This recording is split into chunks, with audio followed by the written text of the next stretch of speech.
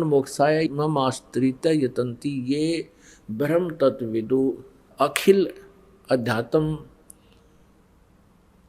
कृष्णम। सभी कर्मों को और सभी अध्यात्म को जो जानता है और तत्ब्रह्म को जो जान चुका है वो जरा मरण मोक्षाय यतन्ति, वे जरा और मरण से छुटकारे के लिए ही प्रयत्न करते हैं। मेरे इस ज्ञान को आश्रय करके कि तत्वदर्शी संत की खोज करो। तत्वदर्शी संत फिर बताएगा ये ज्ञान जो दास आपको बता रहा है, उस परमात्मा को, तत्ब्रह्म को, परम अक्षर ब्रह्म की महिमा को जान करके फिर तो केवल जरा और मरण से छुटकारे का प्रयत्न ही करेंगे। अब यहां जरा माने बुढ़ापा। आज जो युवा हैं और जो आज वृद्ध हैं, अब उन युवाओं को ये ध्यान के युवा थे और आज इनसे उठकर बैठा नहीं जाता। कभी कोई पीड़ा, कभी कोई आंखों में कष्ट, कभी दांतों में दुख, कभी सिर में दर्द, कभी पिंडी भड़के, कभी कमर दर्द, कभी बाई होगी, कभी कफ हो गया, कभी पित्त बढ़ गई, सौ समस्याएं होती हैं। तो यहाँ परमात्मा बताते हैं कि सबसे बड़ा कहर इस प्राणी पर वृद्धावस्था होता है और दूसरा कहर मृत्यु। और दोनों ही किसी को गंवारा नहीं, कोई नहीं चाहता दोनों को, और दोनों कंपलसरी। मृत्यु तो कंपलसरी है ही, बुढ़ापा ना आवे पहले मर जा तो और घना दुख, छोटे छोटे बालक रह जाए। तो यहाँ कहर ही कहर है। तो यहाँ उस सतलोक में जाने के बाद ना बुढ़ापा है ना मृत्यु है, दोनों कहर टल गए। ना ही कोई कष्ट है ना कोई काम है। कोई भी व्यक्ति नहीं चाहता मैं काम करूं। यदि बिना किए काम उसको कुछ मिल जावे तो क्या जरूरत है उसने हाथ पैर मारने की। अब हम बच्चों को पढ़ाते हैं, इसलिए पढ़ाते हैं और बच्चे भी इसी उद्देश्य से पढ़ते हैं, पढ़ करके हम अफसर लग जाएंगे या अधिकारी कर्मचारी लग जाएंगे, हमने ये कठिन काम ना करना पड़े। सभी ये चाहते हैं, पानी भी ना पीना पड़े, पहने वाले नौकर हों। तो कहने का भाव ये है कि ये व्यवस्था नकली है और असली व्यवस्था सतलोक में है। कोई काम नहीं, किसी चीज का अभाव नहीं, सदा बाहर वहाँ पेड़ वृक्ष, काजू किस्म, सेब संतरे फल, सदा बाहर वहाँ पर बाग बने हुए हैं। वहाँ का जल और दूध कभी समाप्त नहीं होता, खराब नहीं होता। समुद्र के समुद्र भरे हैं। जैसे गंगा का जल जो है सतलोक से आया हुआ है, ये एक एग्जाम्पल है कि ये कभी खराब नहीं होता, आप कितने वर्ष रख लो। और हम इस परमात्मा की वाणी, कबीर वाणी, और जिस कबीर साहिब ने जो वाणी गरीबदास साहिब जी को दिया, वो ज्ञान, उस अमर वाणी का हम पाठ करते हैं। और वहाँ यहाँ सिंपल जल रखते हैं, साधारण यहाँ का हम जो डेली पीते हैं उस जल को रख देते हैं। परमात्मा की इस वाणी के मंत्र चलते हैं, सत्संग के वचन होते हैं, उसके ऊपर सब मंत्रित होता है। वो उस जल को आप रख दीजिए, एक तरफ रख दीजिए गंगा का जल, एक तरफ ये अमृत जल रखती है। उस परमात्मा की वाणी से सिंपल जल भी वैसा ही बन जाता है। हमारे पास अब भी एक माई ने लाकर दिया, जब हम घर घर पाठ किया करते थे जा करके, इतनी बड़ी बोतल है 2 लीटर की हमारे पास रखी है अभी। सन 1997 में उसका पाठ किया था, 1997, 14 वर्ष हो गए और आज तक वो ज्यों का त्यों है। तो सतलोक में उस परमात्मा की सतिथि है, उपस्थिति है, जिसकी यहाँ भी वाणी से इसे गंदे लोक में भी अमृत बन जाता है सिंपल जल। वही ये जल अमृत गंगा वाला जल वहां से आया हुआ है। तो प्रसंग चल रहा है कि हम ये दयालु परमात्मा नहीं है, दयालु परमात्मा सतलोक वाला है। वहां जाने के बाद आपको कोई कष्ट नहीं होगा। शंखों लहर मेहर की उपजे, कहर नहीं जा कोई, दास गरीब अचल अविनाशी, सुख का सागर सोई। मन तू चल रे सुख के सागर, जहाँ शब्द सिंधु रत्नागर। आत्म परमात्मा आकर कहते हैं, ए मन तू यहाँ क्यों उलझ रहा है काल के लोक में। मन के माध्यम से आत्मा को सचेत करते हैं प्रभु कि सुख सागर में चल। जैसे गीता जी अध्याय नंबर 18 के श्लोक नंबर 62 में कहा कि अर्जुन तू सर्वभाव से उस परमेश्वर की शरण में जा, उसकी कृपा से तू परम शांति को और सनातन परम धाम को प्राप्त होगा। सनातन परम धाम जहाँ जाने के बाद फिर कभी लौट कर वापस संसार में नहीं आते, यानी वहाँ स्थायी सुख है, परम शांति है, स्थायी सुख है, वहाँ दुख नहीं है। अपने विषय में कहता है कि तूने मेरी शरण में रहना है तो युद्ध भी करना पड़ेगा। गीता ज्ञानदाता कहता है 8वें अध्याय के 7वें श्लोक में, अर्थात यहाँ शांति नाम की चीज नहीं, युद्ध भी करना ही पड़ेगा, लठ बजाना पड़ेगा। मेरी शरण में रहेगा तो उसकी शरण में जाना है तो तत्वदर्शी संत की खोज कर ले, वो जो साधना बताओ वैसे कर ले, फिर उसकी शरण में चला जाएगा। उसकी शरण में जाने के बाद फिर तू कभी लौटकर संसार में नहीं आएगा और सनातन परम धाम को और परम शांति को प्राप्त होगा, सुख सागर को प्राप्त होगा। वो सुख सागर कैसा है कि शंखों लहर मेहर की उपज, कहर नहीं जा कोई। सतलोक में कोई कष्ट नहीं, कोई टेंशन नहीं। जैसे कभी कभी एकांत स्थान पर बैठे हों, अकेले हों, और एकदम एक हिलोर उठती है अंदर से। दास के साथ तो बहुत बार होता है ऐसा। उसमें ऐसा लगता है कोई भी चाहे हमें कोई कितना ही कष्ट दे रहा हो, कितना ही हमारे साथ अत्याचार कर रखा हो, उसके प्रति भी दुर्भावना नहीं रहती। एक ऐसी हिलोर उठती है, ऐसी लहर उठती है अंदर से, वह थोड़ी सी देर रहती है। उसके बाद फिर 100 कोशिश करते हैं कि उसी व्यक्ति की प्रति फिर कभी मन में दुख ना हो। उसने हमें बहुत सता रखा है, बहुत कष्ट दिया, दुख नहीं आता उसका, लेकिन फिर वह बात नहीं बनती। तो कहने का भाव है कि ऐसी वो मेहर की लहर थी और उसके जाते ही यहाँ सारे कहर की लहर शुरू हो जाती है। ऐसा नहीं, वैसा नहीं, उसको ऐसे कर दूंगा, उसको ऐसे कर दूंगा, उसने ऐसे कैसे बोल दिया, फलाना ये हो गया, ये कहर की लहर शुरू हो जाती है। तो सतलोक के बारे जानकारी देते हुए परमेश्वर ने कहा कि शंखों लहर मेहर की उपजे, वहां कहर नहीं जा कोई, वहां कोई दुख नहीं, कोई कष्ट नहीं। दास गरीब अचल अविनाशी, अचल जो सदा स्थिर, कभी नष्ट ना हो, चले नहीं, नाश ना हो, अचल अविनाशी, सुख का सागर सोई। वो सुख का सागर है। सागर माने समुद्र। समुद्र में जल ही जल, जल ही जल। 100-200 किलोमीटर आदमी चला जा किसी जहाज नौका में बैठ के, तो फिर देखो वहां कुछ भी चीज दिखाई नहीं देती, केवल जल ही जल, जल ही जल। तो ऐसे ही सतलोक में केवल सुख ही सुख, सुख ही सुख, सुख ही सुख, कुछ भी नहीं। उसको सुख सागर कहते हैं। और वहां दयालु भगवान रहता है। और ये काल का लोक है। अब एक बार परमेश्वर ने धर्मदास जी उस पुण्यात्मा को, जैसा वो परमात्मा लीला करते हैं, वेद भी जिसकी गवाही देते हैं कि वो ऐसी लीला करता है, धर्मदास जी को आकर मिले थे। और भी अन्य महापुरुषों को मिले हैं। परमात्मा ने परिभाषा बताई थी इस सर्वपुरुष की, इस काल की।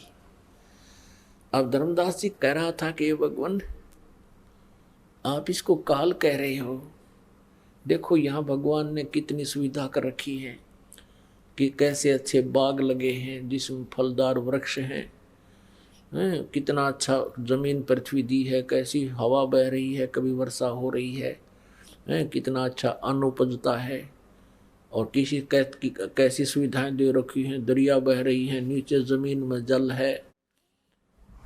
ये कितना अच्छा लग रहा है, कितना दयालु है परमात्मा। अब परमेश्वर ने बताया कि पुण्यात्माओं तुम जीव हो और जीव की सोच सतर जीव वाला ही होता है। अब परमेश्वर ने आके बताया कि तुम जिसको भगवान कहते हो ये भगवान नहीं है। मूला माया मग में बैठी अंसा चुन चुन खाई, ये ज्योत स्वरूपी कहे निरंजन मोही करता बाई। एक न करता दो न करता नौ ठहराए बाई, दसवां भी धुंधर में मिल जा सत्य कबीर दुहाई। परमात्मा कहते हैं ये काल भगवान, काल भी कहता मैं भगवान हूं और कोई भगवान नहीं। पुण्यात्माओं, श्री शिव पुराण में ये काल जब ब्रह्मा विष्णु दोनों का झगड़ा हो जाता है, शिव रूप धारण करके उनके बीच में एक पहले तो लिंग खड़ा कर देता है, सतम लंबा तेजो में सतम, फिर स्वयं आता है और कहता है कि तुमने अपने आप को भगवान मान लिया, तुम भगवान नहीं हो, मैं भगवान हूँ, मेरे अतिरिक्त कोई भगवान नहीं है। अब पुराणों में तो वो अपने पुत्रों को, अपने जीवों को अंतर्गत कुछ भी कहता रहे, वो पुराण अलग सेपरेट शास्त्र है। तो उसने कहा कि मैं भगवान हूँ। अब यहाँ ये कह रहा है गीता जी में, क्यों गीता जी का ज्ञान वेदों वाला, वेद का ज्ञान दिया था परमेश्वर ने, कबीर देव जी ने ब्रह्म के अंतःकरण में फीड कर रखा है, उसने जोंका तो बोलना पड़ गया। तो परमात्मा कहते हैं ये ज्योत स्वरूपी ये ब्रह्म भी कहता मैं भगवान हूं, ये भगवान नहीं है। भगवान की परिभाषा आज बताई जा रही है, आपको सुनिएगा। अब जैसे परमात्मा ने बताया कि धर्मदास तुम इसको भगवान समझते हो, जो ऐसी सुविधा दे रखी, ये तो काल है, ये तो कसाई है। जैसे कसाई बकरे पालता है, उन बकरों में बकरी नर और मादा दोनों छोड़ देता है, और जिसकी अच्छी सेल है प्रतिदिन की 5-4 बकरों की, तो वो क्या करता है, एक बहुत बड़ा चरागाह ले लेता है, बहुत बड़ा क्षेत्र 10, 20, 50 एकड़ जमीन खरीद लेता है, और उसमें घास फूस जंगल ये वृक्ष होते हैं, और उसके चारों तरफ वो एक बाड़ बना देता है, रोक लेता है उनको, उसमें छोड़ देता खुले। उसी में एक छोटा सा तालाब बना देता है, उसी क्षेत्र में एक गर्मी सर्दी से बचने के लिए कुछ एक झोंपड़ी नुमा लंबा शेड डाल देता है। अब वो नर और मादा बकरे और बकरी रजोगुण युक्त होकर के संतानों उत्पत्ति करते हैं, फिर उनमें मोह ममता भी होती है। सभी प्राणियों के अंदर ये तीनों गुणों का प्रभाव होता ही होता है। अब वो बच्चे पैदा करते हैं, सारी सुविधा वहाँ जल भी है, गर्मी सर्दी से बचने के लिए शेड है उनके लिए, वर्षा आती है तो भी उसके नीचे भाग कर आ जाते हैं, ज़्यादा गर्मी होती है तो शेड के नीचे वो बैठ जाते हैं। अब वो भोले प्राणी उस कसाई को जिसने इतनी सुविधा दे रखी है, उसको अपना नेक मालिक मानता है, और ये देख सोचता है कि देख कितना अच्छा हमारा मालिक है, हमारी कितनी केयर टेक करता है, कितनी देखभाल रखता है, जल का तालाब है, पेड़ पौधे खूब हैं जहाँ वो घास फूस अड़ंगा खाते हैं, और शेड बना रखा है। और जब वो कसाई आता है उन बकरों में,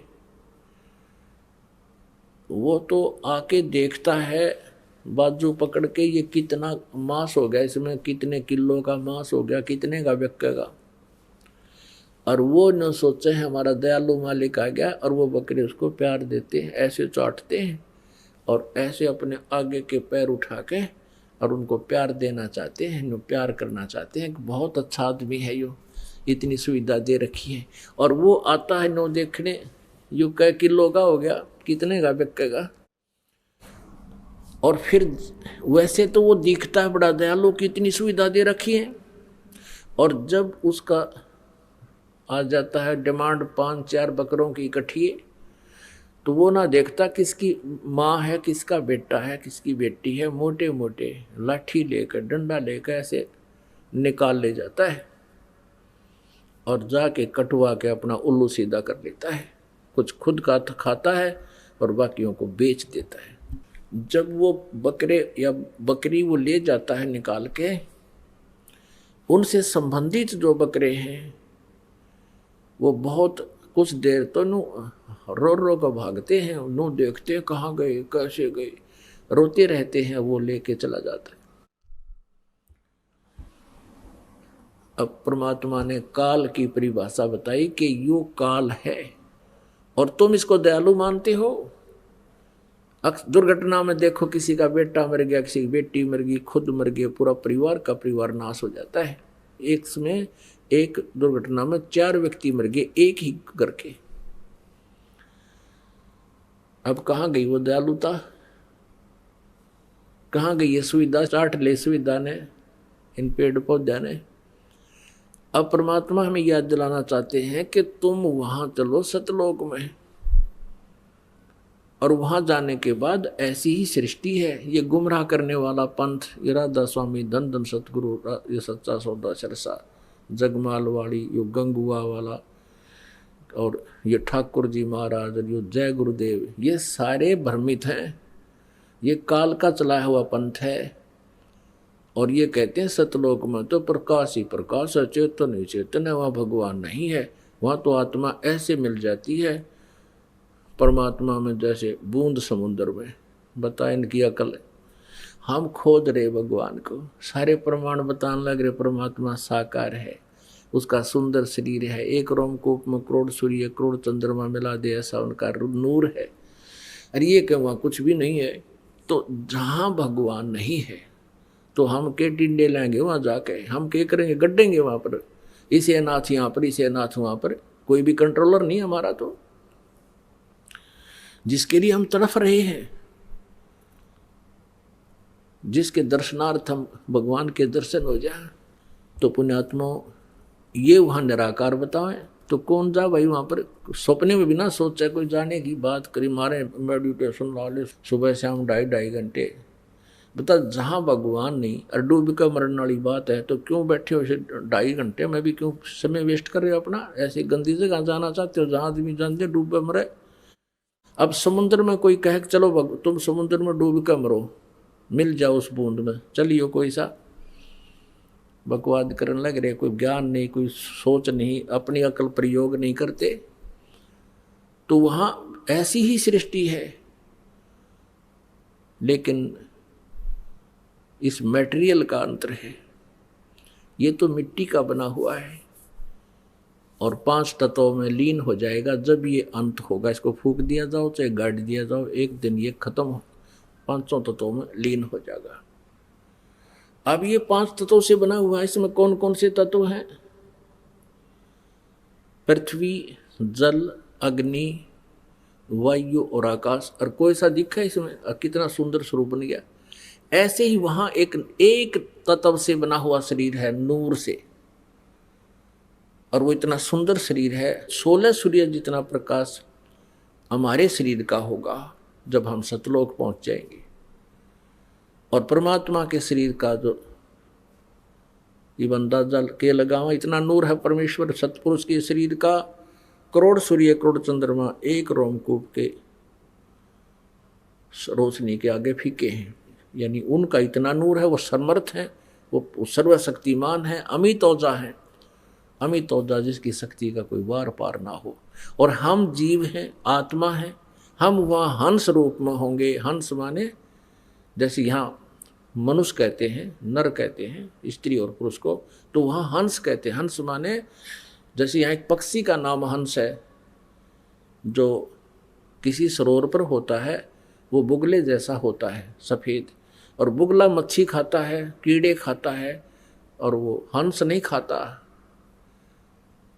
हंस में एक और गुण है गॉड गिवन, 1 गिलास दूध में 1 गिलास पानी जल डाल दो, हंस के सामने रख दो, हंस उसमें से दूध पी लेगा, 1 गिलास जल को छोड़ देगा। दूध और पानी जिसने छान लिया और बुराई जिसने छोड़ दी, वो हंस कहलाता, वो पुण्यात्मा। अर्थात सब बुराइयों से दूर नेक आत्मा को हंस आत्मा कहती। तो वहाँ हंस रूप में हम होंगे और परमात्मा परम हंस है। आत्मा हंस और परमात्मा परमहंस, यानी वो परमहंस है, वो परम आत्मा है, वो श्रेष्ठ आत्मा, वो श्रेष्ठ है, वो दयालु है। तो यहाँ गीता जी अध्याय नंबर 15 के श्लोक नंबर 17 में कहा कि उत्तम पुरुषत्व अन्य परमात्मा इति उदाहरते, उसको भगवान कहा जाता है, वो है परमात्मा। पुण्यात्माओं, ये अमृत ज्ञान है, ये तत्व ज्ञान है, ये सत्यनारायण कथा है। सत्यनारायण का अर्थ होता है अविनाशी परमात्मा। हम विष्णु जी को सत्यनारायण कहा करते हैं। बता, इनकी तो बहुत कम आयु है। आपने देख ली इन परमात्मा, इन भगवानों की आयु की कैलकुलेशन में भी आपने सुन लिया। और परम अक्षर ब्रह्म की कोई आयु नहीं, वो तो अजर अमर है, सृष्टि से पहले भी वही थे, उसी ने सृष्टि रची है। तो कहने का भाव ये है कि जो ये वहां पर कहते भगवान वहां है कुछ नहीं, तो वहां जाने की इनकी रुचि कैसे बनेगी जहां भगवान नहीं।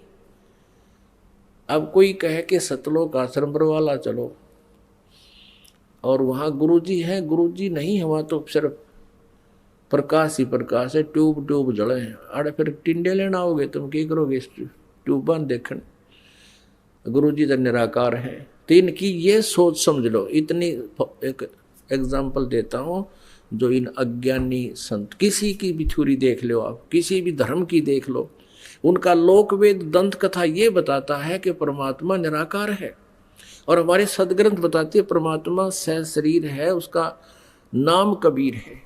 अब जैसे एक समय, अब हम आते हैं परमात्मा साकार और निराकार पर, जो ये गलत छोरी बता रहे हैं परमात्मा वहां है ही नहीं, उसके वो तो निराकार है।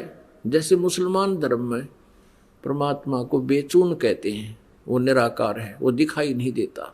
और ईसाई धर्म में परमात्मा को वो फॉर्मलेस कहते हैं, निराकार है। जबकि पवित्र बाइबल बता रहा है, पवित्र बाइबल में वर्णन है कि वो परमात्मा मनुष्य दृश्य है।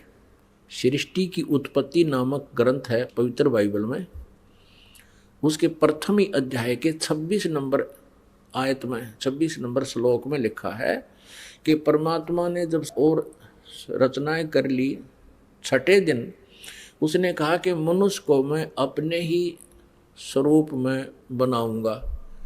ऐसा कह के भगवान ने, परमेश्वर ने मनुष्य को अपने ही स्वरूप अनुसार, अपने ही रूप जैसा बना दिया, उसकी नर और नारी करके सृष्टि रचना कर दी।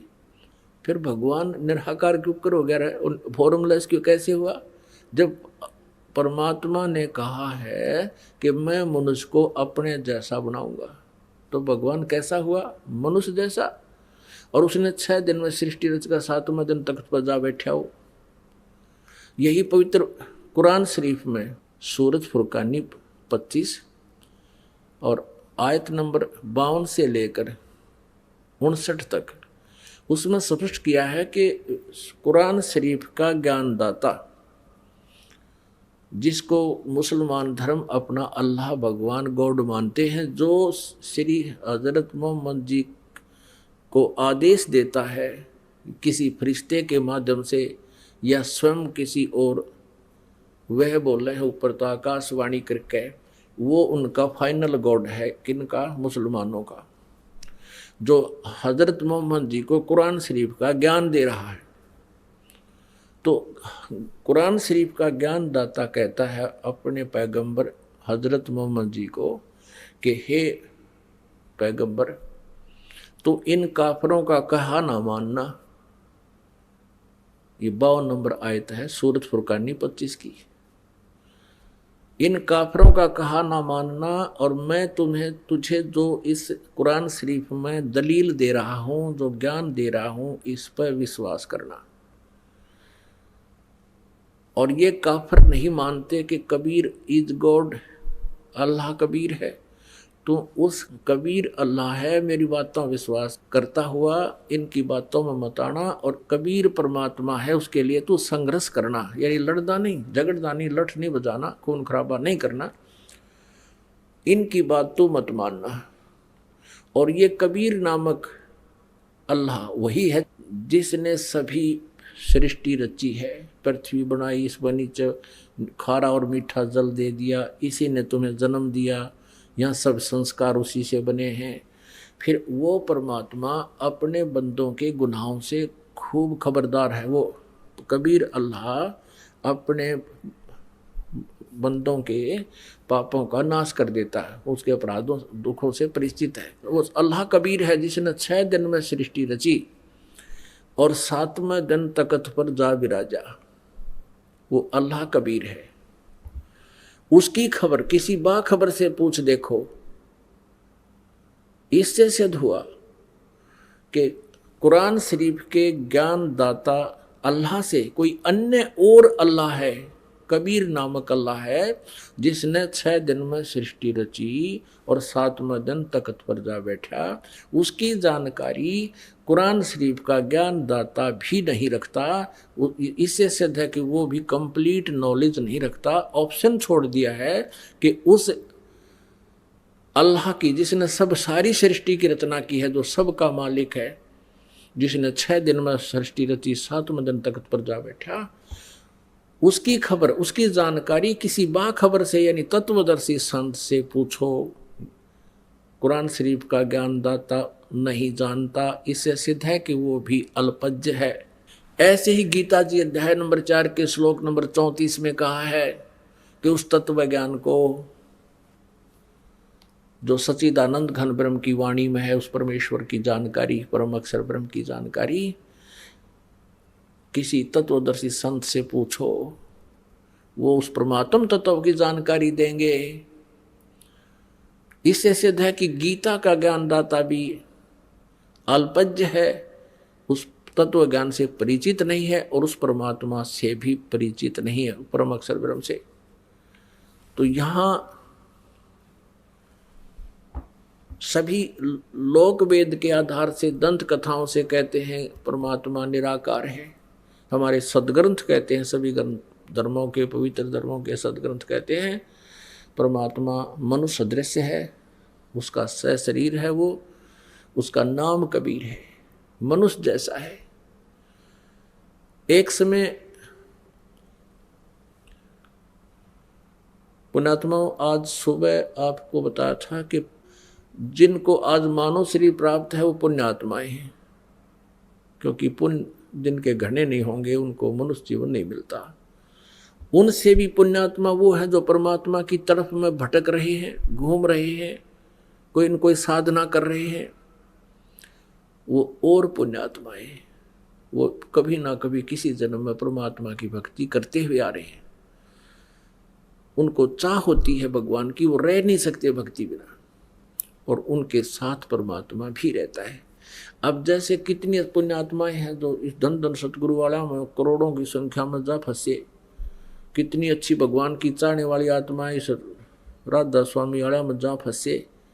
ये कितनी पुण्यात्मा है, उनको भगवान मान, उनके अच्छे संत मानकर आंखें मीच के बैठ के, क्योंकि ये ब्लाइंड फेथ, ये बिलीवर हैं, ये ब्लाइंड फेथ करते हैं। और भगवान के मार्ग में ब्लाइंड फेथ ही चलता है, इसमें बकवाद नहीं चलती। लेकिन ब्लाइंड फेथ भी तो वहाँ करे जहाँ बात ज्ञान समझ में आ जा। अब जैसे बबुल का पेड़ बोके बीज के, और उस पर ब्लाइंड फेथ कोई कर ले के आम लागेंगे, 7 जन भी ना लागे। पहले तो आम का बीज सेलेक्ट करे और आम का बीज बोके फिर ब्लाइंड फेथ करे, उसकी सेवा करे, फिर पूजा करे, तो फिर आम लगेंगे। ऐसे ही इन नकली गुरुओं से मोक्ष प्राप्ति नहीं होगी। वहां ब्लाइंड फेथ कर लिया इन्होंने, क्योंकि पता नहीं श्रद्धालुओं को ये बबूल है, ये तो काल के दूत है। अब इस ज्ञान से उनका निर्णय होगा कि कौन अज्ञानी है और कौन ज्ञानी है, तो तत्व ज्ञान से पता लगता है। तो ये कितनी पुण्यात्मा वहां चली गई। कुछ और दूसरे इन अंसा देश वाले हम फंसे पड़े। वो बालेश्वर जी हैं, कहते 100 देशा में उसका बिरन 105 देशा में गए, उसका प्रचार है। तो ये सारा काबली की कर बो दी उसने, सारा ज्ञान ठोक दिया, बबूल बीज दिया आम के स्थान पर, अज्ञान भर दिया सब में। कह गए पता नहीं इनको। तो ये मनुष्य जीवन के शत्रु हैं। इसने ईसा मसीह ने कहा था कि ए भोले श्रद्धालुओं, तुम जिन अपने गुरु पीरों को अच्छे आत्मा मानते हो, तुम्हारे पास आते हैं, तुम्हारे घरों पर आते हैं, तुम उनकी सेवा करते हो और वो बहुत प्यार से आपको समझाते हो, बहुत प्यार से रहते हैं, तुम इनको भेड़ समझ रहे हो। शरीफ ये भेड़िया हैं, ये तुम्हारे जीवन का नाश कर रहे हैं, तुम्हें बर्बाद कर रहे हैं। इस बात का विरोध कर दिया उन नकली गुरुओं ने और उस पुण्यात्मा को क्रश करवा कर छोड़ दिया। ऐसे जालिम हैं ये लोग। और इसी का कारण था क्रोथा कांड इन्होंने कराया। दास ने इनके अज्ञान की खाल तार दी, इनके अज्ञान का पर्दाफाश कर दिया। इन्होंने सोचा तुम तो कितना जोगे नहीं रहोगे, जनता भी थूकेगी, तुम किसे आचार्य थे, किसे तुम गुरु थे, तुमने कह का भी नहीं पता, वेदों का ना गीता का ना किसी और ज्ञान। तो इन्होंने अपना उस अज्ञान को बचाने के लिए इन कैसा जुल्म करवा दिया। क्रोथा कांड, आश्रम छिनवा लिया सीएम से मिलकर, जनता को भ्रमित करवा दिया, गलत प्रचार करवा के और झूठे केस बनवा दिए हमारे पे। लेकिन अब वो 500-600 वर्ष पुराना भारत नहीं है। शिक्षा का यही लाभ है, सब एजुकेटेड हैं, बहन भाई बेटे बुजुर्ग, और सभी समझते हैं अपने सदग्रंथों को, जिसका परिणाम है कि आज हम फिर आबाद हो गए, क्योंकि हमारे साथ परमात्मा है, परमेश्वर हमारे साथ है। उस परमेश्वर का चलाया हुआ ये पंथ है, ये मार्ग है। तो ऐसे उस परमात्मा ने ये सब ज्ञान हमें बताया। तो प्रसंग चल रहा था कि ये अज्ञानी लोग कहते हैं परमात्मा निराकार है, हमारे सदग्रंथ बताते हैं परमात्मा साकार है। तो ऐसे ही श्रद्धालु आंख मीच कर जैसा भी कोई गुरु जैसा मार्गदर्शन करता है वो बेचारे स्वीकार कर लेते हैं, क्योंकि अध्यापक के सामने विद्यार्थी ऑब्जेक्शन नहीं कर सकता। अब अध्यापक वो होता है जो सिलेबस में पढ़ावे, सिलेबस से कोई ज्ञान दे। सिलेबस से बाहर कोई ज्ञान देता है, वो दंत कथा सुना रहा है, वो नावल की कहानियां सुना रहा है, वो विद्यार्थियों के लिए घातक होती है। ऐसे जिन्होंने सदग्रंथों का ज्ञान हमें नहीं दिया, वो आध्यात्मिक गुरु होते हैं, वे शत्रु थे समाज के। वो आध्यात्मिक गुरु नहीं थे, लेकिन उनको आध्यात्मिक गुरु मान लिया था। अब जैसे श्रीमद् भगवद गीता अध्याय नंबर 16 के श्लोक नंबर 23-24 में कहा कि जो शास्त्र विधि को त्याग कर मनमाना आचरण करते हैं, ना उनकी गति होती है, ना उनको कोई सिद्धि प्राप्त होती है, और न ही उनको कोई सुख होता है, अर्थात यूजलेस। इससे तेरे लिए, अर्जुन 24वें श्लोक में 16वें अध्याय की गीता जी, इससे तेरे लिए कर्तव्य और अकर्तव्य की व्यवस्था में शास्त्र ही प्रमाण है। यानी जो साधना करनी चाहिए, जो ना करनी चाहिए, वो सदग्रंथ में जो लिखे हैं वही हम आप मान्य होने चाहिए, अन्य नहीं। किसी की लोक वेद की कथा से स्वीकार ना करना। तो ये जितने भी गुरु जी थे अभी तक हमें लोक वेद सुनाया करते थे। तो ऐसी जो पुण्यात्मा पिछले जन्म की पुण्यात्माएं हैं, उनको मानव शरीर मिला है और वो परमात्मा की तरफ में भटक रहे हैं। उनमें से एक थे शेख फरीद जी, और वो बचपन से ही परमात्मा में बहुत, वैसे बचपन से ही मालिक साथ रहता है ऐसी आत्माओं के। सबको भगवान ढूंढते फिरते हैं, कहते हैं परमेश्वर गोता मारो स्वर्ग में और जा बैठो पाताल, कह कबीर ढूंढता फिरूं अपने हीरे माणिक लाल। शेख फरीद जी थे मुसलमान धर्म में। वो पुण्यात्मा छोटे से थे तो छोटे बालक, नटखट गणे थे, शरारत बहुत किया करते थे। माता भी दुखी हो जाती थी, गली के बच्चों के साथ झगड़ा कराते, उल्हाने आया करते थे। अब माँ ने सोचा अब क्या करूं इस बालक को, क्योंकि आजकल तो बच्चे छोटे छोटे स्कूल भेज देते, माता पिता नर्सरी में दाखिल कराते हैं, वो बालक खिलाने के ओर से उनमें छोड़ दिए। पहले तो ऐसी कोई व्यवस्था नहीं थी, घर पे रहते, पिता खेतों में कहीं और अपना काम से चले जाते, कोई मजदूरी के लिए या कोई और, तो माता बच्चों की देखरेख वो स्वयं ही रखती थी। वो शरारत गणी करा करता, उलाने से तंग आ गई, उसने सोची कि इलाज करूं इसका। उसने कहा कि बेटा तू नमाज करया करे, अल्लाह की बंदगी किया करे। शेख फरीद छोटा सा बालक था, कहने लगा क्यों, किस लिए करूं, मुझे क्या मिलेगा। अब वो खजूर गणे खाया करता, खजूर। माता ने कहा कि अल्लाह तुझे खजूर देगा बेटा। बोला सचमुच माता, खां, अल्लाह तुझे खजूर देगा। तो कहने लगा बता मुझे कैसे करना है। अब माता ने तो सोचा ठीक हो गया।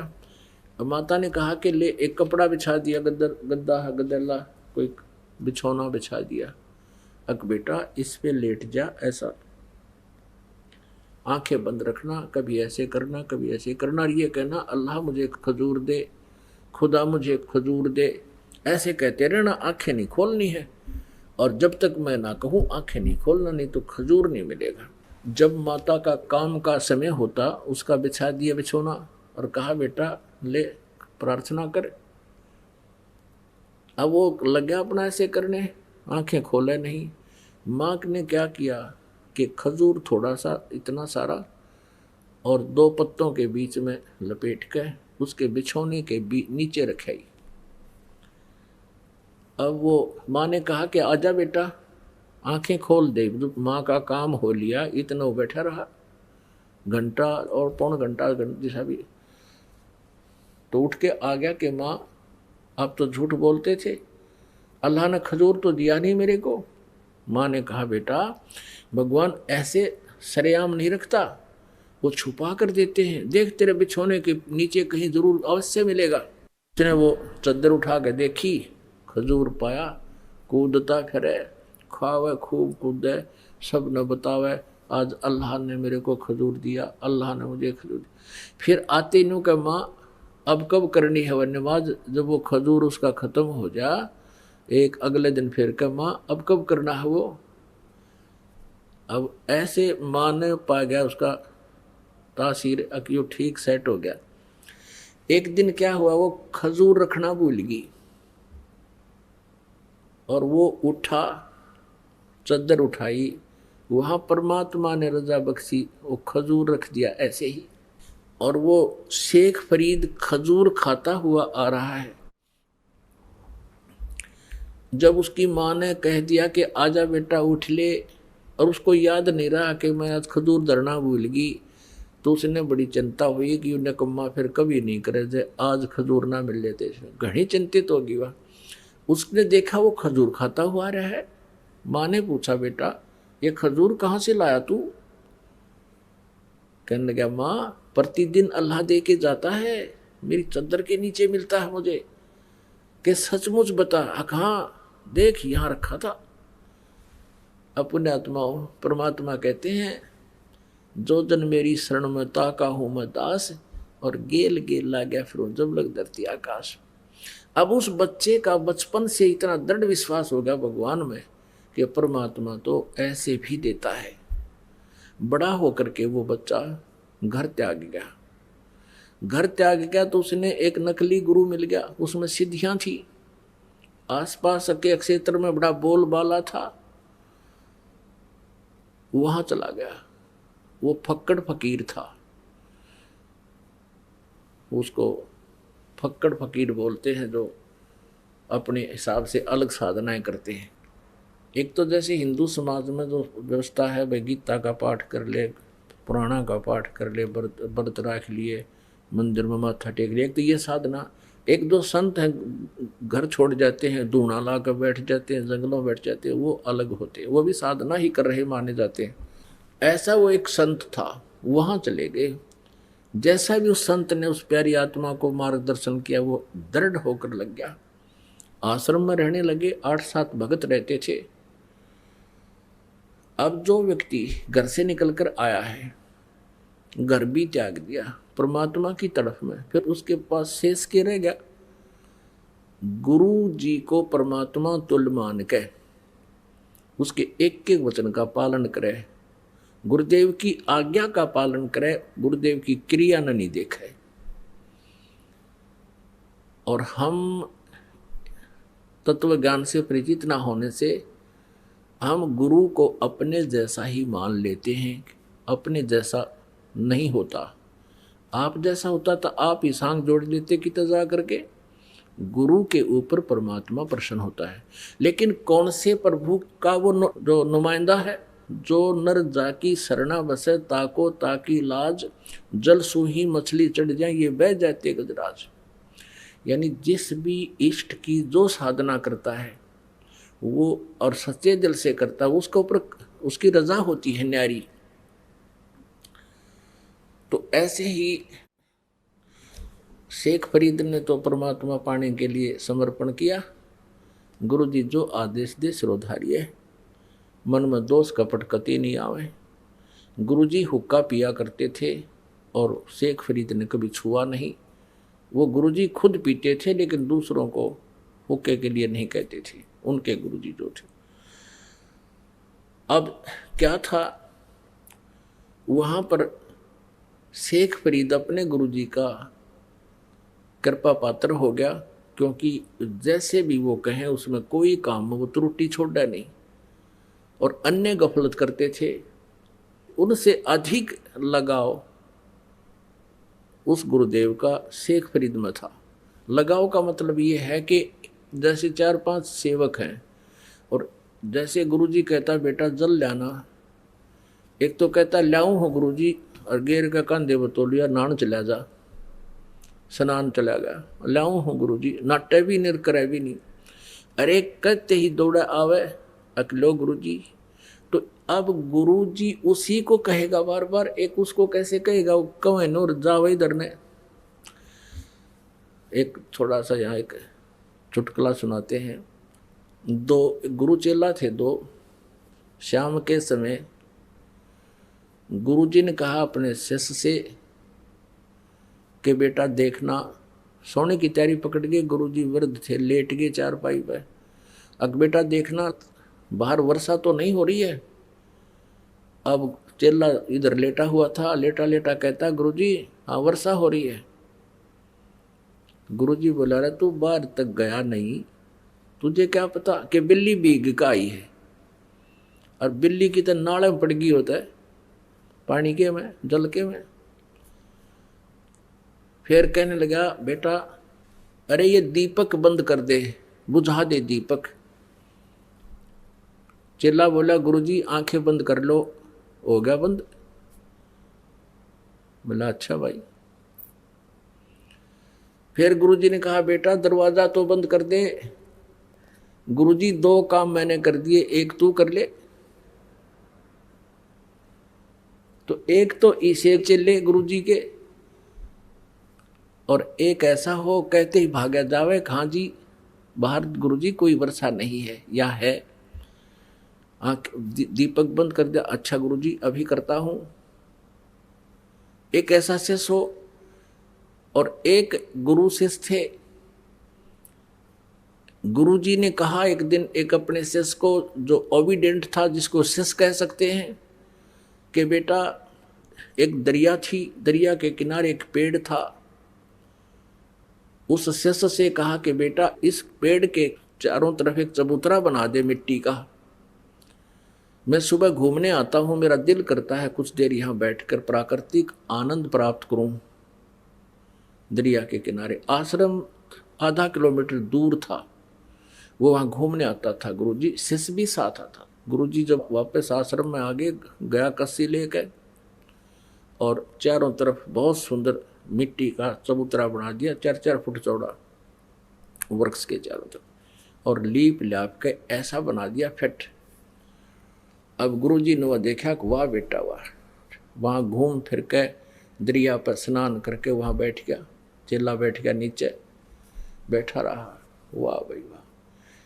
अब अगले दिन कहने लगा बेटा ये मुझे अच्छा नहीं लगा, इसको ढा दे, खत्म कर दे। अच्छा गुरुजी। अगले दिन उसको कति प्लेन कर दिया। अगले दिन फिर वो दोनों आए शेष गुरु। फिर गुरुजी ने कहा बेटा ये चबूतरा वैसा ही बना दे, मेरा दिल करता है यहाँ बैठूं। चेले ने अगले दिन फिर वैसा ही बना दिया। तीसरे दिन फिर गुरुजी ने कहा कि नहीं इसको वैसा ही कर दे। अच्छा गुरुजी, वैसा ही कर दिया। 2 दिन छोड़ के फिर कहा बेटा मेरा दिल करता है जैसे मैं यहीं बैठूं, एक चबूतरा बना दे। अगले दिन फिर बना दिया।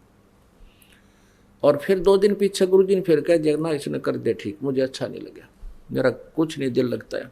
तो एक और देखा करता वहां कोई पाली था, गवाला था, वो कहने लगा उस चेले ने, जब वो अगले दिन उसने ढाण आया, उसको प्लेन करना आया, कहने लगा अरे तेरा दिमाग खराब हो रहा है, इस बुढ़े का तो दिमाग खराब हो रहा है, एक दिन कहे बना दे, दूसरा दिन कहे ढा दे, है और तू इसकी सारी बात मानता है। तो वो शिष्य बोला भाई इस मारे क्रियाक्रम तो तू परिचित को ना, या मेरी परीक्षा हो रही है भाई, और इस चबूतरे से कुछ लेना देना को ना। तो कहने का भाव यह कि एक ऐसा शिष्य हो, तो वो ऐसे शिष्यों में तो था वो कौन, शेख फरीद, और दूसरे वो थे 2 काम मन कर दिए गुरुजी, एक तू कर ले के जमा टूट रहे हैं तेरे। अब ऐसे ही बच्चे को कहा जा बेटा ऐसा कर ले ऐसा कर ले, तो उनको ईर्षा होगी कि शेख फरीद को ज्यादा प्यार करते हैं, अब प्यार के करो, काम तो कराना ही है अपना। तो उन्होंने सोचा कि शेख फरीद की ऐसे वो करते हैं जिससे गुरुदेव के ये हृदय से उतर जा। उनको ये चिंता थी कि गुरु जी इस गद्दी का मालिक इसने बनावेंगे, भगवान पाने आ रहे हैं, और फिर इसी कुबाड़ में उड़ जाए वो किसा हंस किसा संत है, गद्दी की भूख जिसमें है। शेख फरीद में वो नहीं थी, वो केवल अपना कर्तव्य प्रयाण रहता था, अपने कर्तव्य को मुख्य समझता था, वो तो आया मालिक पाने के लिए था। तो उन्होंने एक स्कीम बनाई कि गुरु जी के हृदय से इसको उतारें, कोई ऐसी गलती हो जिससे गुरु जी इससे नाराज हो जाए। अब वहां क्या कर रखा था, सबको सेवा देने के उद्देश्य से एक एक दिन बांट रखे थे, 5-6 जितने भी शिष्य थे वहां पर। एक दिन एक शिष्य की ड्यूटी लगती थी, गुरुजी का सुबह से लेकर शाम तक सारे काम वही करेंगे, जैसे भोजन बनाना, खिलाना, कपड़े धोना, और वो हुक्का पिया करता, हुक्का पिलाना उसको, उसकी सफाई सफाई कर और काम अन्य कर देते थे। तो एक दिन शेख फरीद की ऐसे चल रही थी रूटीन, तो एक दिन उसकी सेवा आई, और गुरुजी क्योंकि ये तपस्वी होते हैं सिद्ध, और तपस्वी में तामस ज़्यादा होता, क्रोध बहुत होता है।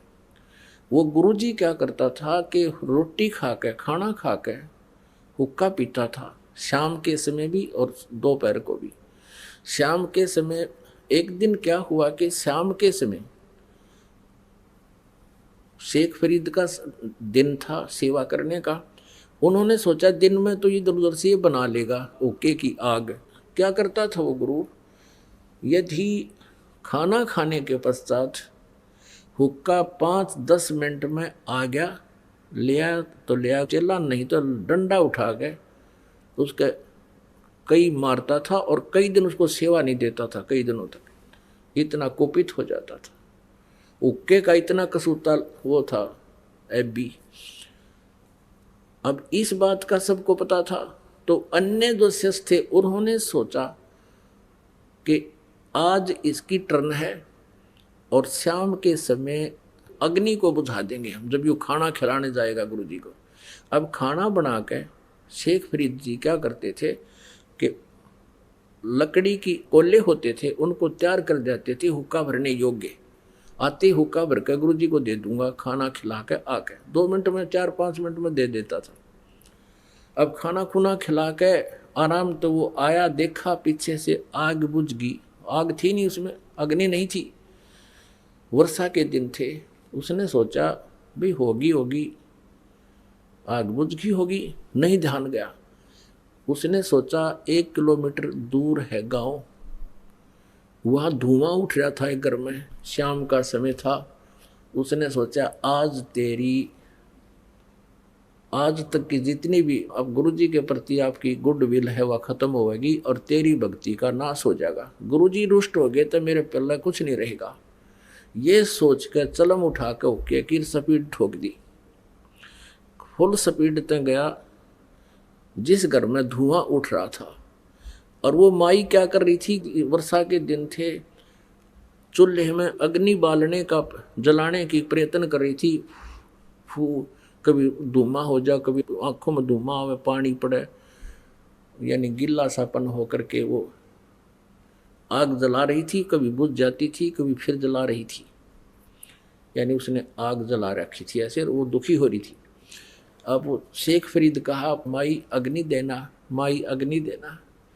अब वह हो रही थी गुस्से में कि अग्नि डूना वाला, आँख फुड़वा ले, आँख फूट गई मेरी, तो भी फुड़वा ले आँख, तब दूंगी अग्नि। अकले माई चिमटा ले रहा था आँख में गोक है, और वो आँख काट के दे दी। अकले माई अब तो दे दे मुझे अग्नि। अब माई ने सोचा, रे तेरा गद्दू तुमने सचमुच आँख निकाल दी। वह डर गई, सारी चूल्हे की आग बाहर निकाल दी। अकले महाराज जी ले जा। उनको पता था कि ये जिस आश्रम से आया है वो महात्मा बहुत सिद्ध पुरुष है, उसने जो वचन निकाल दिया तो तुम्हारे कुल का नाश हो जाएगा। वह डर गई। अब उसने कुछ नहीं कहा बेचारे ने। उसने क्या किया, अपना कपड़ा सा बांध लिया एक आँख के ऊपर के जो निकाली थी, और अग्नि रख के, और फिर स्पीडते भाग लिया। उधर गुरुजी ने देखा, भाई 2 मिनट हुई, 4 हुई, 5 होगी, 10 मिनट जब होगी, आवाज लगाई रहा शेख फरीद, हुक्का भरला बेटा, आवाज नहीं आई। थोड़ी देर पाछे फिर लगाई आवाज, तीसरी आवाज फिर लगाई रहा, काकित मर गया तू, शेख फरीद कहाँ मर गया तू आज। तब उसने सुने गुरुजी तो भाई नाराज हो लिए, दूर से ही कहता, आ गया गुरुजी, आ गया गुरुजी। बोला के बात हो गई थी, गुरुदेव अग्नि बुझ गई आज, और गांव से दौड़ के लाया हूं। अका अच्छा बेटा कोई बात नहीं, रख दे। वो कब्र कहो तो पीगस हो गया, और वो जाकर अपना एकांत में लेट गया। माई ने सोची जे अब जाऊंगी तब ना जाने महात्मा के कह देगा, सुबेरे तक कुछ उनका गुस्सा कम हो लेगा। उसने सोचा था यो चेला जाकर बताओगा, वो लाल पीला होया पाओगा। वह माई सुबेरे मटके के कापण पर, ढक्कन पे वह आंख रख कर लेगी, और कहने लगी, महाराज जी मेरे पे गलती होगी। सारी कहानी बताई, ऐसे ऐसे आपका शिष्य गया था और आग अग्नि मांगे था, और मैं दुखी हो रही थी महाराज जी, मेरे से गलती से निकल गया, तू आंख फुड़वा ले। आपके चेले ने आंख निकाल के दे दी या रखी।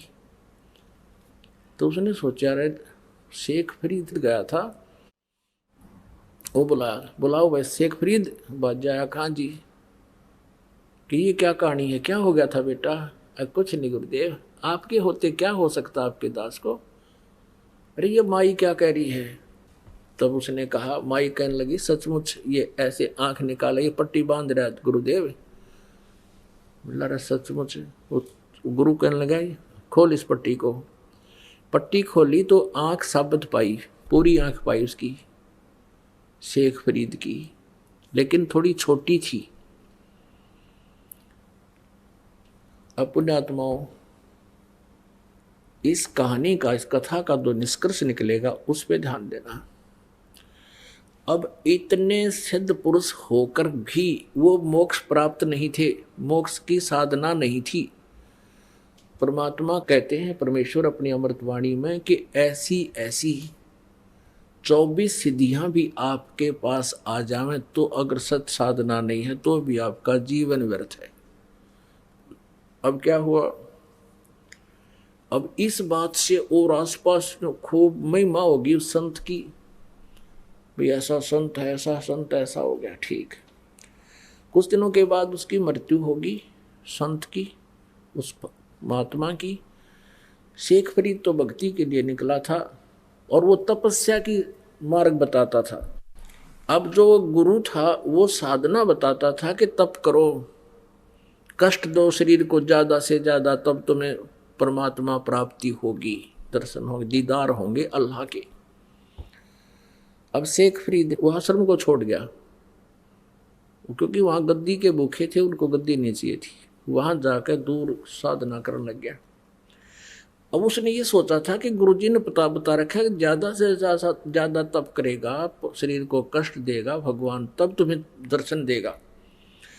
12 वर्ष में उसने 50 किलो अन्न खाया। 12 वर्ष में 50 किलो अन्न, ये देख लो पुण्यात्माओं, एक दिन का कै ग्राम पड़ेगा उसने, एक दिन में 360 वर्ष, और 12 वर्ष में देख लो कितना होगा। अब पुण्यात्माओं, ऐसा अल्पाहार करने से उसका शरीर कमजोर घना हो गया, और बाहर बैठे तो कौवे आ जा उसको मृत समझ कर उसकी आंखों को खाने के लिए। और कौवों से वो कहता, शेख फरीद जब कौवे आकर बैठ के माथे पे हाथ पर अल्लाह नहीं नो बढ़िया बाहर लेटा हुआ। कभी कुएं में 12 वर्ष लटका करता वो, 12 वर्ष कुएं में लटका उल्टा, ऊपर वृक्ष की डाले का रस्सा बांध के पैरों का बांध के नीचे लटकन लाया गया। 12 वर्ष तक कुएं में लटका हो। कभी कभी बाहर आ जाता था, थोड़ा बहुत घूम फिर लेता, फिर लटक जाता था। बाहर लेटा हुआ था, कौवे आगे। कौवे ने सोचा ये व्यक्ति मरा हुआ है, शरीर पर कहीं मांस नहीं, कति हार्ड अस्थि पिंजर दिखाई दे। कौवे बैठ के माथे पे कि इसकी आंख खा लेंगे, आंखों में है थोड़ा बहुत मांस। जब वो कौवे आकर बैठे, शेख फरीद ने कहा कि कौवे भैया मेरे शरीर पर कहीं मांस तुम्हें मिल जाए वो खा लो, अपना पेट भर लो, पर मेरी आंखें मत खाना, हो सकता है मुझे भगवान का दीदार हो जाए। मेरी आंखें ना खाना, मुझे भगवान के दर्शन की आशा है। यूं कह के फूट फूट कर रोने लग गया कि भगवान मिला नहीं, सारा जीवन व्यर्थ हो गया, अब पता नहीं कितने दिन का जीवन है। तो सोचा कि अगर बाहर ज़्यादा रहूँगा तो ये कौवे फिर खा जाएंगे। धीरे धीरे पैर रस्सी बांध ली और धीरे धीरे अभ्यास हो रहा था, पकड़ के लटक गया और फूट फूट कर रो रहा कि भगवान अल्लाह के दर्शन हुए नहीं आपके, और जीवन अंत हो गया। कौन सी त्रुटि बनी मुझ पापी से, गुरुजी ने जो बताया था मैं सब कर रहा हूं। अब जब ये दशा देखी, कहते हैं जो जन मेरी शरण है, ऐसी पुण्यात्माएं जो हैं वो कभी परमेश्वर कबीर जी की शरण में, उनके सानिध्य में साधना किए हुए होते हैं, जब वो तत्वदर्शी संत रूप में पृथ्वी पर विराजमान होते हैं। उसमें इतनी अच्छी भक्ति बन जाती है कि कई जन्मों तक भी वो अगर पार नहीं होते तो यहाँ भटकते रहते हैं, उसकी तरफ रहती है, वो भक्ति अंश समाप्त नहीं होता, जैसा आप जी के अंदर है। ये सभी पुण्यात्मा जो दूसरे पंथों में या धर्मों में या कहीं किसी और मंदिर मस्जिद गुरुद्वारों में जो जा रहे हैं, ये परमात्मा की भक्ति चाह रहे हैं, कभी ना कभी किसी युग में परमात्मा कबीर देव जी के सानिध्य में भक्ति किए हुए। अब शेख फरीद भी उन्हीं में से उन पुण्यात्माओं में था जो पार होया नहीं। बीच में हम विचलित हो जाते हैं क्योंकि हम भगवान को पहचान नहीं सके, क्योंकि हम सदग्रंथों से परिचित नहीं थे, इसलिए हम विचलित होते रहे। भगवान आकर चले गए, हम यहीं रह गए, वो हम उनके साथ नहीं जा सके क्योंकि हम उनको पहचान नहीं सके, उन पर विश्वास बना नहीं। अब शेख फरीद लटका हुआ रो रहा बुरी तरह। अब कहते हैं जो जन मेरी शरण हो, ताका हूँ मैं दास, और गैल गैल लग गया। फिर वो जब लग धरती आकाश, वहाँ खड़े हो गए कुएं पर जाकर परमात्मा, और रस्सा बांध रखा था, और रस्से को पकड़ कर यूं खींच लिया ऊपर ने, जैसे बाल्टी निकाल लिया करें पानी की कुएं से। शेख फरीद जी जब कुएं में लटका करते थे उल्टे, तो कोई ग्वाले आ जाते थे, पाली होते थे, ये शरारती हुआ करें, वो क्या करते थे, उस रस्से को पकड़कर ऐसे हिला देते थे। शेख फरीद कभी इधर जाकर लगता कुएं का, कभी इधर लगता ऐसे, फिर वो यूं करके बेचारा अपना टाइम पास करता। बच्चे थे, 1-2 बार लाल होकर छोड़ कर चले जाते थे। अब उसने सोचा कि आज यूं अच्छा उस्ताद आया, इसने तो बाहर निकाल लिया। मैं वो ऐसे बाहर खींच रहा था, परमात्मा ने ऊपर खींच लिया, उल्टा लटका हुआ, और कहता है भैया मुझे मत छेड़, तू साधु संतों को दुखी नहीं करते, आप अपना काम करो, मैं अपना काम कर रहा हूँ। उल्टे लटके लटके बात कर रहा है, मुझे छोड़ दे वापस। परमात्मा ने कहा आप यहाँ क्या कर रहे हो? शेख फरीद ने कहा कि मैं परमात्मा के दर्शनार्थ, भगवान के दर्शन के लिए मैं साधना कर रहा हूँ। परमेश्वर ने कहा कि मैं हूँ भगवान, मैं हूँ अल्लाह, मैं हूँ अल्लाह अकबर, वो कबीर अल्लाह मैं हूँ। शेख फरीद कहता है मजाक ना करे, तू अल्लाह नहीं है। परमात्मा ने कहा और अल्लाह कैसा होता है कि वो तो निराकार है, वो दिखाई थोड़ी देता है। परमेश्वर ने कहा भले आदमी, जब परमात्मा निराकार है और आप कह रहे हो मैं भगवान के दीदार के लिए डले ढो रहा हूं, अब देखेगा टट्टू जब के साकार है ही नहीं तो क्या देखेगा तू। अब ऐसे कहते हैं, यहाँ हरियाणा में कहावत है, ज्ञान का गाम का तो चमका ऐसा होया करे। अब उसकी एकदम सारे पुर्जे सीधे हो गए शेख फरीद के, और परमात्मा खड़े सामने, एकदम समझ में आ गया को हो सचमुच। परमात्मा कहते हैं एक तरफ तो तू निराकार बतावे बेचून है भगवान, और फिर नो को उसके दर्शन के लिए मैं डले ढो रहा हूँ, साधना कर रहा हूँ। तो पहले तेनू देख तुम कह के रहे हो और कर क्या रहे हो। तब उसने सोचा शेख फरीद ने, भाई काटे का आदमी 16 ने बात की, विश्वास फिर भी ना है क्यों भगवान है, पैर पकड़ दिए नू के नू। यह बात उनको याद है कि कुरान शरीफ में ये लिखा है कि उसके बारे में कोई बाखबर बताओगा। तो उसने न्यू सोची अल्लाह तो यूँ नहीं हो सकता, लेकिन बाखबर जरूर है, यानी तत्वदर्शी जरूर है। इतनी एक ही सेकंड में सारी बात समझा दी कि निराकार को देखेगा कि तू, फिर जब निराकार है तो फिर क्यों कर रहा है ये साधना। पैर पकड़ के कहने लगा, महाराज मुझे रास्ता बता भगवान का। काजा बता दूंगा। वो खोल दिया रास्ता, बैठ गया। कहने लगे, परमात्मा बोले इस शरीर के साथ क्यों दुश्मनी कर रहा है तू, ये कहीं लिखा किसी शास्त्र में ऐसा करने से भगवान मिलेगा। शेख फरीद कहने लगे, मेरे गुरुदेव ने ऐसा बताया। परमात्मा ने कहा वो गुरुदेव तुम्हारे नकली थे। शेख फरीद कहता है, महाराज जी निंदा ना करो गुरुदेव की, अब ये श्रद्धालु ऐसे होते हैं। परमात्मा ने सोचा ज्यादा कह दिया तो यूं कति कर्म बिगाड़ देगा। परमेश्वर बोले, बेटा इस शरीर से तू शत्रुता कर रहा है, ऐसे भगवान नहीं मिलता। कहाँ जी, वो तो मुझे समझ में आ गई कि ऐसे नहीं मिला, तभी तो इतना उस समय बीत गया। तब परमेश्वर ने कहा, आहार कर, प्रथम अंजल संयम राखे, योग युगत सब सतगुरु भाखे। थोड़ा खावे, अवश्य खावे, ज्यादा भी नहीं खावे कि लटके आए, जब पेट भर कर कति दड़ी पक्का खा ले, और इतना भी नहीं खावे कि आंत मुस जा और उस कोडा हो जा शरीर। थोड़ा खावे अवश्य, लेकिन सीमित खावे, अल्प, मतलब जितना अपना भक्ति के योग्य ही, उसमें ज़्यादा भी नहीं खावे और कति टाल भी नहीं करे। तो धीरे धीरे उसको खाना मालिक ने शुरुआत करवाई, फल आहार करवा कर फिर कहा भोजन कर और कर भक्ति, मैं बताऊं तेरे को मंत्र ऐसा कर। तब उस शेख फरीद का कल्याण हुआ। परमात्मा कहते हैं, लागी का मार्ग और है, लागे चोट काल जाकर के।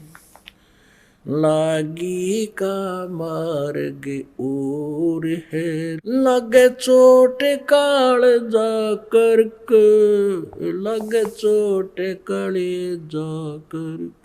कहते हैं जिनके लगन लगी उनकी हालत न्यारी होती है, उनके कलेजे में कसक बनती है परमात्मा की पानी की। बन कुएं में शेख फरीद ने कैसी मीठी बोली भाषा, कुएं में शेख फरीद ने किसी मीठी बोली भाषा। तुम चुन चुन कागा खा लियो रे मेरे हाडों पर का मासा। तुम चुन चुन कागा खा लियो रे मेरे हाडों पर का मासा। मेरे दो नैना मत छेड़ियो रे मोहे राम मिलन की आशा। मेरे दो नैना मत छेड़ियो रे मोहे राम मिलन की आशा। जिन करी तपस्या घोर थी वो ओहे आसरे अर्क। वो ओए आसर हरक, वो ओए आसर हरक, लागी का मार्ग लग चोट काल जा करक, लग चोट काल जा करक, लागी का मार्ग और है लग चोट काल जा करके।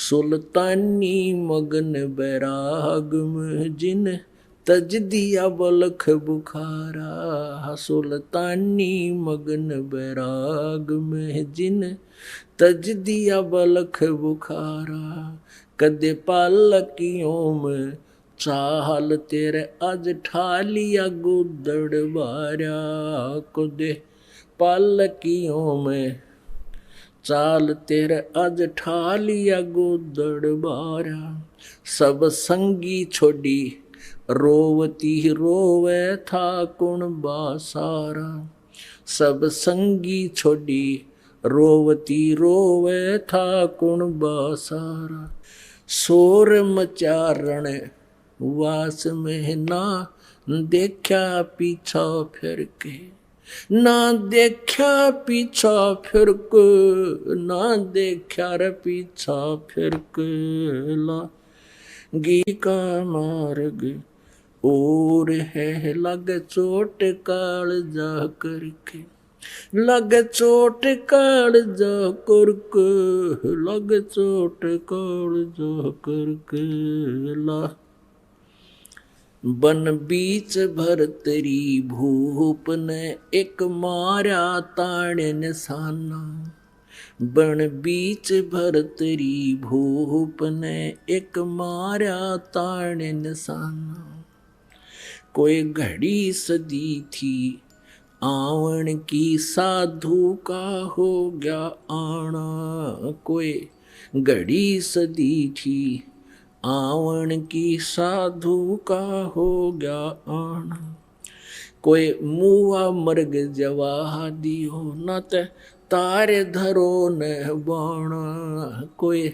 मुआ मर्ग जवा दियो न तारे धरो न बाणा, वो जिंदा कर दिया ढोर था सस बण्या परीक्षा करके, सस बण्या परीक्षा करके, सस बण्या परीक्षा करके, लागी का मार्ग और है लग चोट काल जा करके, लग चोट काल जा करके, लग चोट काल जा करके, लागी का मार्ग।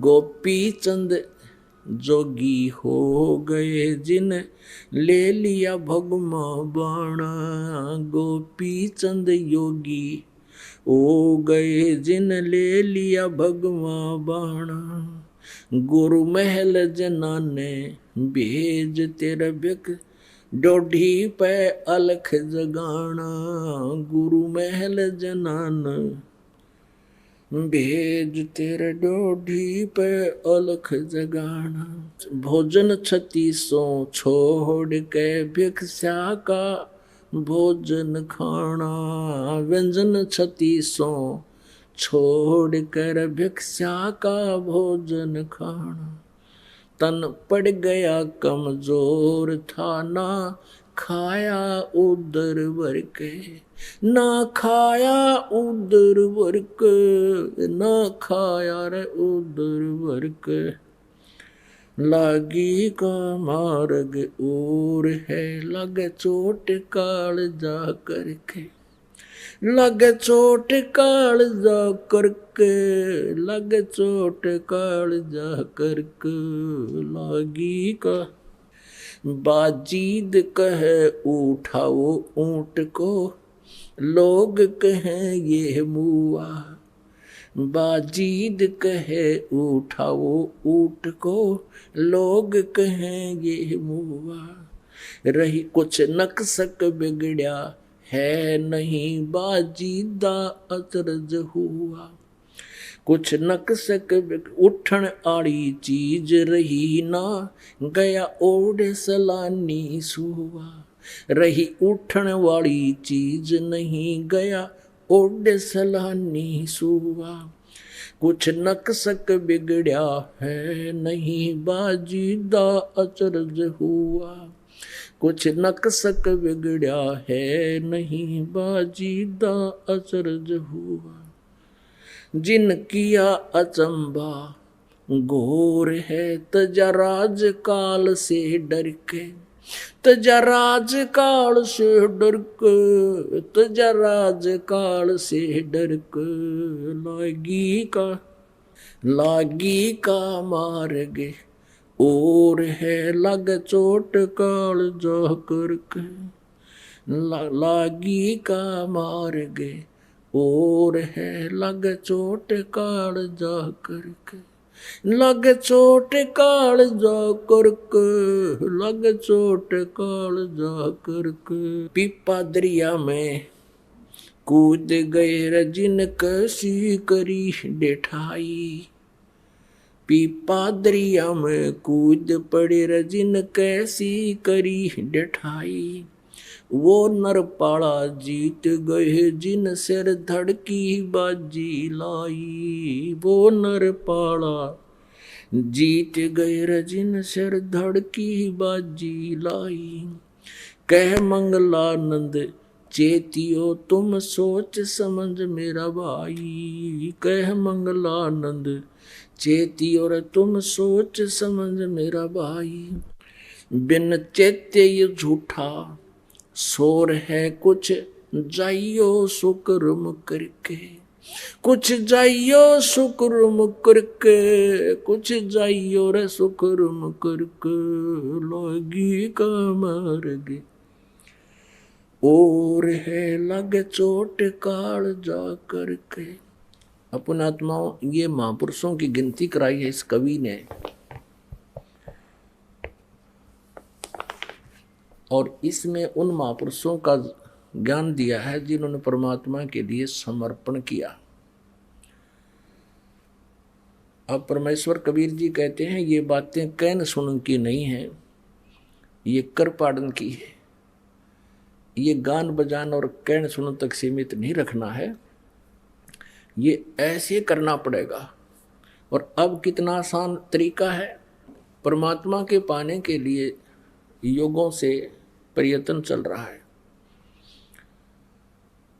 एक पीपा ठाकुर नाम का राजा था इधर राजस्थान के अंदर, गिगनौर शहर का, गिगनौर का। वो दुर्गा का पुजारी था और उसको दुर्गा जी जो है साक्षात दर्शन देती थी। और एक दिन रामानंद जी चले गए उधर, क्योंकि रामानंद जी को परमेश्वर कबीर जी के ज्ञान का परिचय हो गया था। और परमेश्वर ने कहा था कि आपकी बहुत महिमा है, आम व्यक्ति आपकी बातों पर विश्वास करते हैं और आप महर्षि प्रसिद्ध हो। आप दास ने जो ज्ञान दिया है इसका प्रचार करो। वो परिचित भी हो गए थे, परमात्मा को देख भी चुके थे सतलोक में, रामानंद जी कबीर जी को। एक दिन रामानंद जी ऐसे फिर प्रचार के लिए जाने लगे। रामानंद जी उसी शहर में चले गए, राजा के यहाँ रुक के। राजा बड़ा धार्मिक था। उस दिन कथा सुनाई रामानंद जी ने, जो परमात्मा कबीर देव जी ने, परमेश्वर जी ने उनको बता रखा था, वो ज्ञान सुनाया सारा। तो पीपा जी ने कहा कि महात्मा जी आपकी बात मुझे जची नहीं, कि दुर्गा से ऊपर भी कोई शक्ति है। तब रामानंद जी ने कहा कि आप अपनी देवी से पूछ लेना। अब उसने एक विशेष अनुष्ठान किया करता था, जब उसको दर्शन देती थी, विशेष अनुष्ठान करवाया। दुर्गा प्रकट हुई, दुर्गा से पूछा कि माता कोई और भी शक्ति है? तो ये देव जो होते हैं झूठ नहीं बोला करते हैं। उन्होंने कहा कि हाँ भाई और शक्ति है, पर वह तुझे मिला को नहीं, तुझे वो दर्शन नहीं देगी। अब पीपा का खटक गया बात है, भाई दर्शन वो क्या सारा काम होगा? अब क्या किया, रामानंद जी ने फिर कुछ दिन के बाद फिर जाना था, वो फिर गए और पूछा कि राजन अब क्या राय है आपकी। तब पीपा जी ने कहा, महाराज जी जो बात आप कह रहे थे वो सच्ची है सारी, दुर्गा से मैंने पूछ लिया, अब मैं तो आपके साथ चलूंगा। परमात्मा ने सोची कि राजा आदमी भाई, और यहां मेरे साथ वो भी नहीं आइए तो आगे फिर कभी दुखी करेगा। तो उसको कहने लगा कि राजन ठीक है, आपको मैं फिर आऊंगा लेने के लिए, आप फिर आना। अब पीपा ने सोचा कि ये महाराज जी फिर आवेगा और मेरे कसक लाग रही करड़ी। कहने लगा, महाराज जी मेरा तो पल पल भारी हो रहा है, मैं आपके साथ चलूंगा। तो बहुत समझाया कि राजन वहां जमीन पर सोना पड़ेगा, भूखी सूखी खानी पड़ेगी, अब मैं सब कुछ कर लूंगा। फिर उसने सोचा अकबर चल ठीक है, बोले तो तैयार है, त्याग दे, राज त्याग दिया। अब उनकी पत्नियां भी तैयार हो ली, 3 पत्नी थी पीपा ठाकुर के, 3 औरतें थी, तीनों तैयार हो ली, हम भी चलेंगे आपके साथ। अब राजा बोला कि महाराज जी ये तो तीनों तैयार हो ली, यू सांग फिर नौका नू रह गया आगे, ये भक्ति करने देनी मेरे को। रामानंद जी कहने लगे काम कर, इनको न्यू कह दे कि अपने गहने और सब आभूषण हैं, अच्छे अच्छे कपड़े यहाँ छोड़ दो, एक तन पर जो कपड़ा पहन रखा है वो साथ ले ले, कह दे, फिर कोई दिक्कत नहीं। उसने ऐसा ही कह दिया सबको। अब तीनों के पास राजा कहने लगा कि अपने आभूषण सब यहीं उतार दो, सिंगल कपड़े पहन लो, एक एक ड्रेस लेकर चलो मेरे साथ। 2 तो ये कहने लगी कि ना जेवर ना छोड़ दूँ मैं, आभूषण ना छोड़े, इतना सोना इतने बढ़िया हार हम ना चलते फिर। वो तीसरी का नाम सीता था। सीता ने सब आभूषण उतार कर वहीं रख दिए, सिंपल साड़ी पहन ली जो सिंपल सी, और वो तैयार हो ली। अब राजा वापस आया, गुरुजी बैठे थे अलग स्थान पर बाहर। कहने लगे गुरुदेव 2 आपत्ति तो टल गई, एक रहेगी वह तैयार हो ली। क्योंकि रामानंद जी को पता था कि स्त्री को अपने आभूषण जानते ही प्यारे हुआ करें, और जिन आभूषण भी त्याग दिए तो वो भक्ति में बाधक नहीं हो सकती, वो पुण्य आत्मा है। और जब ये त्याग देंगी तो ठीक है, कोई दिक्कत को नहीं, फिर भक्ति कर लेंगी। और जब ये आभूषणों की चपटी है तो वहाँ पार पड़े को नहीं, आभूषणों की चपकी रहेंगी तो ये भक्ति की योग्य नहीं है। तो 2 तो नाटकी साथ चालन तो मना कर दिया, एक फिर भी तैयार हो ली।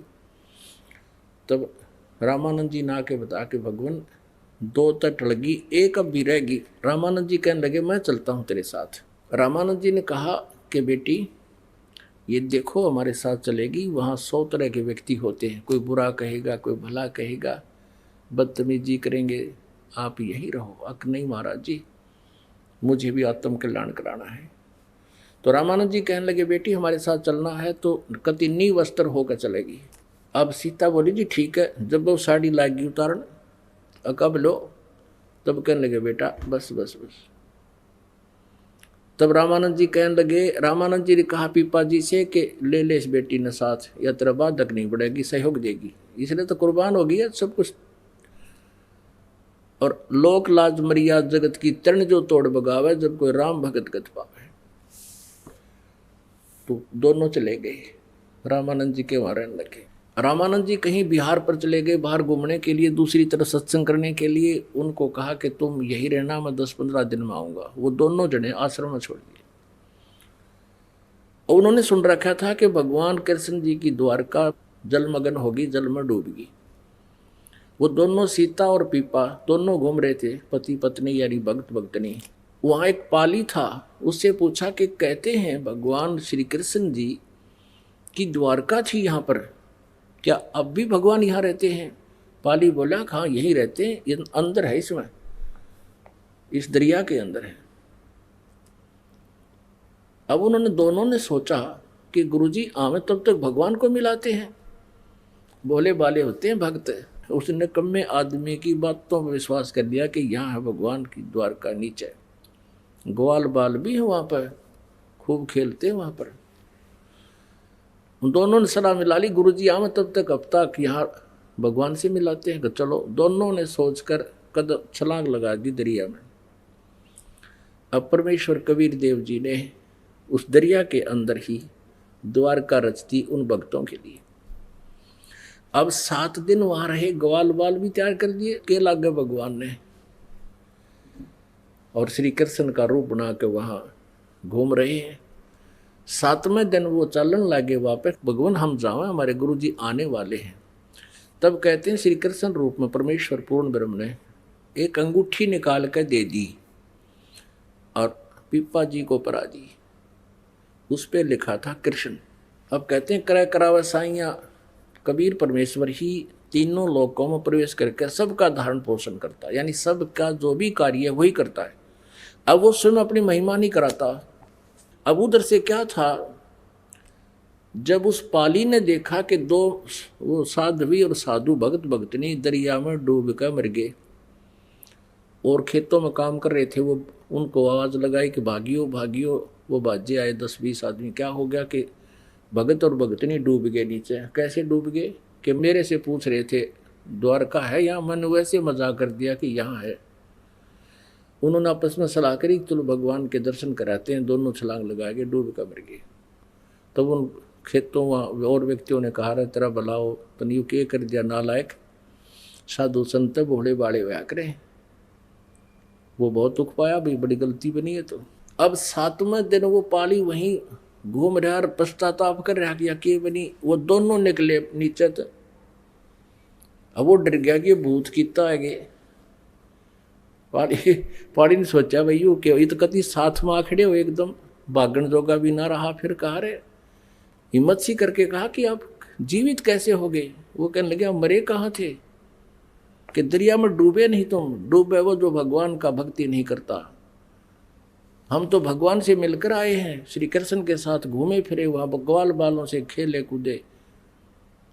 अब उनको निकला देख के उन्हें फिर आवाज लगा दी भाजो भाजो बाबा बाबा। वो दोनों जीवित पा गए, वो फिर भागे। और दूसरे उन्होंने पूछा सचमुच तुम कहाँ गए थे, 7 दिन जीवित कैसे रहे। वो कहे हम मरे ही नहीं। तो उनका विश्वास क्यों कर हो, तो भगवान ने इसलिए वो अंगूठी दी थी कि विश्वास हो जाएगा। अंगूठी वो सोना के आसपास भी को नहीं, वो सोने की नहीं, ऐसी धातु की थी, अन्य धातु की। दिखाया देख भगवान ने ये अंगूठी दी है, यहाँ तो ऐसी धातु भी नहीं है। उस पर कृष्ण नाम लिखा था। सबका विश्वास हो गया। तो कहने का भाव ये है, इसमें आया है पीपा दरिया में कूद गए रजिन कैसी करी ढेठाई। ढेठ यानी कितनी हौसला किया, ढेठ माने कितनी जो है हिम्मत करी। पीपा दरिया में कूद गए रजिन कैसी करी ढेठाई। वो नर पाड़ा जीत गए रजिन सिर धड़की बाजी लाई। नर वो पाड़ा जीत गए रजिन सिर धड़की बाजी लाई। कह मंगलानंद चेतियो तुम सोच समझ मेरा भाई। बिन चेते झूठा शोर है कुछ जाइयो रे शुक्र मुकर के। कुछ जाइयो शुक्र मुकर के, कुछ जाइयो रे शुक्र मुकर के। लागी का मार गए और है लग चोट काल जा करके। तो इसीलिए कहा कि कुछ अच्छे काम करके जाइए, संसार छोड़कर तो जाना ही तुम्हें पड़ेगा। तो कहने का भाव ये है कि परमात्मा पाने के लिए हम युगों से भटक रहे हैं। अब ऐसी ऐसी साधनाएं भी कर ली, परमात्मा ने ऐसी लीलाएं भी दिखा दी, तो भी मोक्ष नहीं था जब तक वो कबीर परमेश्वर की शरण में नहीं आए और इस सत साधना उनको नहीं मिली जो आज आपको मिली। इसी से मोक्ष होगा, इसी से संसारिक सुख होंगे। अब ये पीक टाइम था, वहाँ कुछ भक्ति उनकी कराकर परमात्मा लाते रहे। कहते सोचल छिदर मैं करूँ अपने जन के काज। शेख फरीद के पास पहुँच के उनकी भक्ति बढ़ा दी, सत भक्ति करवाई। तो पुण्यात्माओं, आपके ऊपर कितनी मेहर मालिक की, वो सतनाम और असली नाम सीधे ही मिल रहे हैं आपको। किसी प्रकार का कोई विशेष प्रयत्न नहीं, आपके पास संदेश भिजवा रहे हैं परमात्मा, क्योंकि ये पीक टाइम आ गए, ये प्राइम टाइम है उस परमेश्वर के पाने का, या बिचली पीढ़ी का समय है। इस समय जिसका मानव शरीर है वो पुण्यकर्मी प्राणी है, उससे भी पुण्यकर्मी वो है जिनको परमात्मा का यू मार्ग मिल गया। उनमें से आप हो। धन्य आपके माता पिता जिनसे जन्म हुआ। बोलो सतगुरुदेव, जय हो।